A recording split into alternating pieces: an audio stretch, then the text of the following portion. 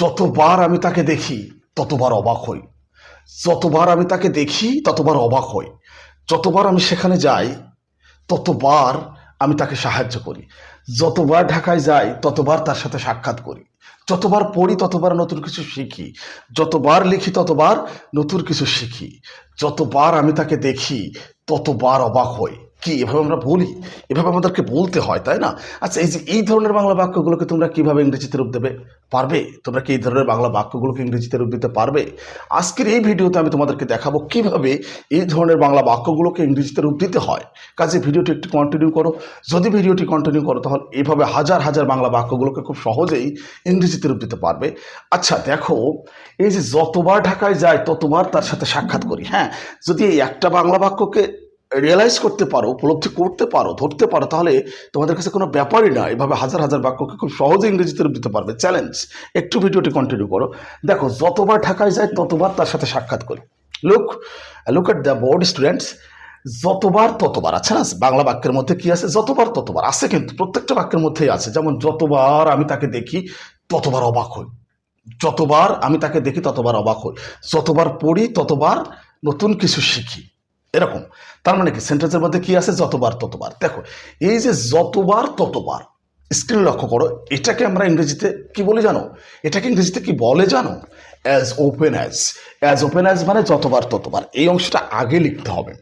আলোচনাটা খুবই গুরুত্বপূর্ণ, তোমাদের জন্য খুবই ইফেক্টিভ। একটু ধৈর্য ধরে দেখো, বুঝতে পারবা। এই যে যতবার ততবার, এটার ইংরেজি কি? As open as. এটা প্রথমে আমরা বসাবো। অ্যাজ ওপেন অ্যাজ মানে যতবার ততবার। তার মানে এই অংশটা শেষ। এবার বাকি থাকে কি? দেখো কি বাকি থাকে একটু বোঝো। যতবার আমি তাকে দেখি, যতবার আমি তাকে দেখি ততবার অবাক হই। এই যে এখন কি থাকে তাহলে? আমি তাকে দেখি, আমি অবাক হই। দেখো এখানে একটা বিষয় মনে রাখতে হবে। এই যে এই সেন্টেন্সটা একটু দেখো, যতবার ঢাকায় যাই ততবার তার সাথে সাক্ষাৎ করি। তার মানে কি? আমি ঢাকায় যাই, আমি তার সাথে সাক্ষাৎ করি। ব্যাপারটা এরকম না? আমি ঢাকায় যাই, আমি তার সাথে সাক্ষাৎ করি। আমি তাকে দেখি, আমি অবাক হই। আমি পড়ি, আমি নতুন কিছু শিখি। মানে এরকম সেন্টেন্সটা এরকম অর্থ প্রকাশ করে। কাজে এখানে সাবজেক্ট কিন্তু একই ব্যক্তি এবং দুইবার ব্যবহার করতে হবে সাবজেক্টকে। মানে আমার মনে বুঝতে পেরেছো? জাস্ট এটা একটু যদি বুঝে উঠতে পারো তাহলে কিন্তু এই বিষয়টা খুবই সহজ। দেখো, এই যে যতবার ঢাকায় যায় ততবার তার সাথে সাক্ষাৎ করি, তাহলে আমরা এই বাংলা বাক্যটাকে ইংরেজিতে রূপ দিই। দেখো, অ্যাজ ওপেন অ্যাজ। এবার দেখো, আমি ঢাকায় যাই, আই গো টু ঢাকা। আমি ঢাকায় যাই, আই গো টু ঢাকা। আমি তার সাথে সাক্ষাৎ করে, আই মিট হিম। শেষ। As open as I go to Dhaka, I meet him. As open as I go to Dhaka, I meet him. যতবার আমি তাকে দেখি ততবার অবাক হই। যতবার আমি তাকে দেখি ততবার আমি অবাক হই। তার মানে কি?